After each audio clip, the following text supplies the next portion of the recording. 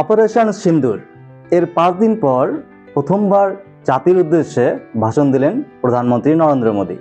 নরেন্দ্র মোদী ভাষণ শুরু করেছিলেন রাত 8টায়। ঠিক তার কিছুক্ষণ আগে মার্কিন প্রেসিডেন্ট ডোনাল্ড ট্রাম্প ভারত ও পাকিস্তান যুদ্ধ নিয়ে মন্তব্য করেন। তিনি বলেন যে ভারত ও পাকিস্তানের যুদ্ধ অবিলম্বে সমাপ্ত করা উচিত। তার কারণ, বিশ্বে ভারত ও পাকিস্তানের যুদ্ধের ফলে আর্থিক মন্দা অর্থাৎ ব্যবসা বাণিজ্যে খারাপ প্রভাব পড়ছে। ভাবুন একবার, ভারত ও পাকিস্তান যুদ্ধ বন্ধ করবে শান্তির জন্য নয়, বিশ্বের ব্যবসা বাণিজ্যে খারাপ প্রভাব পড়ার জন্য। যাই হোক, নরেন্দ্র মোদী রাত 8টায় ভাষণ শুরু করলেন দেশের পরাক্রমী সেনা, সশস্ত্র বাহিনী, এজেন্সি এদেরকে স্যালুট জানিয়ে। 7ই মে ভারত সরকার যে অপারেশন সিন্দুর শুরু করেছিল সেটা ভারতের মা ও বোনদের প্রতি উৎসর্গ করেন ভারতের প্রধানমন্ত্রী এবং সন্ত্রাসবাদীদের উদ্দেশ্যে কড়া ভাষায় জানিয়ে দেন, ভারতীয় মা বোনদের সিঁদুর মোছার পরিণাম ঠিক এমনটাই হবে। গোটা দেশ একজোট হয়ে যখন কোনো কাজ করে অর্থাৎ যে কোনো সন্ত্রাসের মোকাবিলা করে তখন সাফল্য আসে অনায়াসেই, এটা প্রধানমন্ত্রী তার ভাষণে জানান।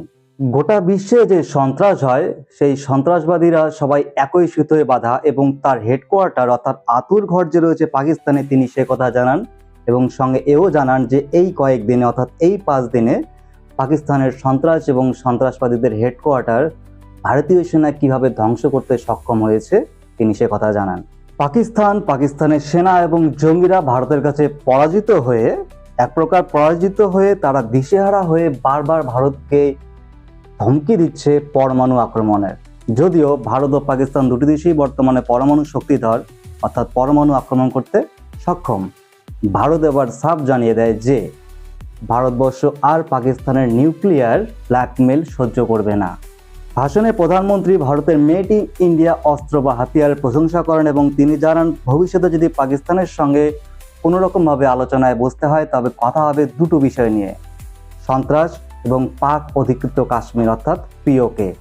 এবং পাকিস্তানকে যদি ভারতের হাত থেকে বাঁচতে হয় তবে পাকিস্তানকে সর্বপ্রথম তার সন্ত্রাসবাদীর পরিকাঠামোকে নির্মূল করতে হবে, তারপরেই ভারত পাকিস্তানের সঙ্গে আলোচনায় বসতে রাজি। এবং তিনি বলেছেন যে জল এবং রক্ত যেমন একসাথে বইতে পারে না ঠিক তেমনই সন্ত্রাস এবং শান্তির বার্তা একসঙ্গে আলোচনা করা সম্ভব নয়। রক্ত এবং জল যেমন একসঙ্গে প্রবাহিত হতে পারে না ঠিক তেমনই প্রধানমন্ত্রী বলেছেন যে পাকিস্তানের সঙ্গে যখন সন্ত্রাসবাদ রয়েছে তাই সন্ত্রাসবাদের সঙ্গে না কোনো শান্তি, না কোনো ব্যবসা, না কোনো বাণিজ্য, কোনো রকম সম্পর্কই টিকতে পারবে না।